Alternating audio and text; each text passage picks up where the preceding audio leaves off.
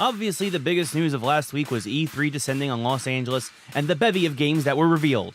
There were literally dozens of games shown off during the pressers in the show itself, so we're going to just move as quickly as possible through what we felt were the most impressive and important. The first game that we wanted to highlight wasn't at a presser and didn't even drop its trailer until the second day of the show, but we wanted to point it out so it didn't get lost in the hype hurricane. Greedfall is from Spiders, a smaller European developer that are trying something very ambitious here. The new cinematic trailer shows 17th century magic-wielding colonists trying to conquer an island of natives who equally use magic, and it looks absolutely great. But until we see some gameplay, we should hold off on it. Alright, now to the main course. In regards to the pressers, the first of the show was EA, and all that really mattered on that stage was Anthem, which looks amazing. BioWare Edmonton knows how to create vibrant worlds with compelling story, and it looks like they can do action that leans away from their RPG roots just as well too. Then came Microsoft. Microsoft pulled no punches and started the show off with Halo Infinite, which is actually basically Halo 6. Why they moved away from numbers and even what the game's about is yet to be seen, but after playing second fiddle to Sony for the past few years, Microsoft came out with haymakers. After Halo, we saw more of Ori and the Will of the Wisps, and then some smaller announcements like a new skateboarding game called Session,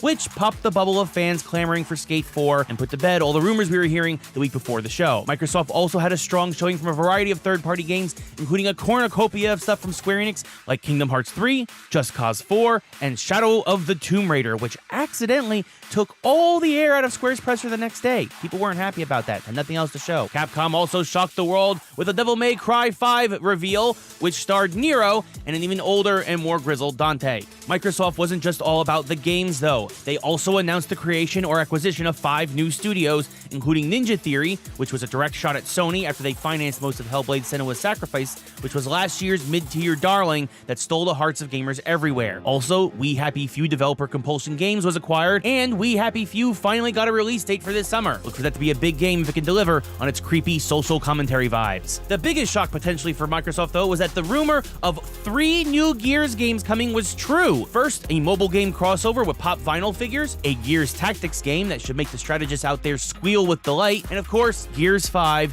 which looked absolutely awesome as Kate takes center stage. Microsoft then blew everyone's minds by closing the show with the trailer reveal for CD Projekt Red's hugely anticipated Cyberpunk 2077 that looks like an RPG of Cowboy Bebop, Blade Runner, and Ghost in the Shell combined. Bethesda then had the unenviable task of taking their shot and was a bit predictable, but very solid overall. Rage 2 looks like a lot of fun, and the Doom sequel we predicted was revealed in the form of Doom Eternal, which looks to take a lot of inspiration from Doom 2 Hell on Earth. We got more info about Fallout 76, and it has a lot more MMO aspects than I personally would have liked, and will include raids on nuclear facilities to launch warheads that can decimate or troll friends and foes alike. Bethesda also hinted at developers already having dev kits for next-gen hardware when they briefly teased Starlight and Elder Scrolls 6, meaning E3 2019 should be hardware-focused. Devolver Digital then got into the act with some fun indies, but the one that most caught our attention was My Friend Pedro, that looks like an insanely fun side-scrolling shooter, and shockingly, is launching only on Steam and the Switch. Good for Nintendo. Ubisoft came out strong with their presser, but not many surprises aside from the fact that Sam Fisher did not make an appearance here. I guess the idea of having 2 Tom Clancy games on the stage was too much,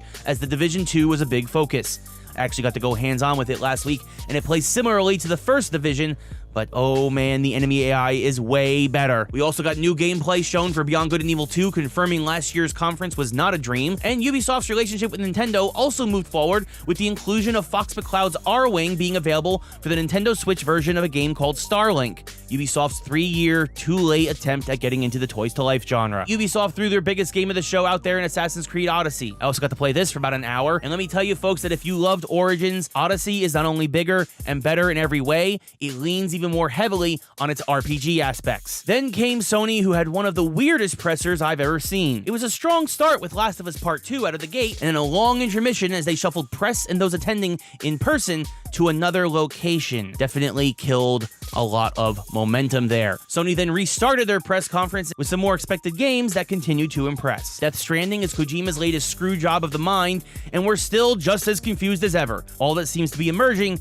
is some weird life-death cycle dependence and, of course, a lot of stealth. Then came one of the most impressive-looking games I've seen with the remake of Resident Evil 2. I'm not usually big on remakes unless I miss it the first time around, but folks, this is definitely a remake I think I'm going to be picking up. Then came Ghost of Tsushima, the new newest Sucker Punch game, which looks equally amazing as it's set in feudal Japan. Definitely a change of pace from those guys after the infamous series. But easily Sony's best game was the new Spider-Man adventure from Insomniac that looks like it's going to be full of surprises and looks like it's a take on the Sinister Six, of which we saw 5 takes of classic villains like Scorpion, Rhino, Vulture, and Electro, and a relatively new villain in Mr. Negative, leaving one spot wide open. My bet's on Doc Ock. Finally, Nintendo made sure to remind everyone that the best comes last. They kicked things off with some small nods to games we already knew about, like Pokemon Let's Go Pikachu and Eevee, and Octopath Traveler, then started swinging for the fences. First, a quick reveal of the new Fire Emblem 3 Houses, which looks to be the biggest Fire Emblem game yet, with a real sense of massive battles. If you're a tactical RPG fan, the best in the biz is back. Then, gaming's biggest trend at the moment confirmed it's coming to the Switch. That's right, Fortnite has hit the Switch, and in just 24 hours on the system,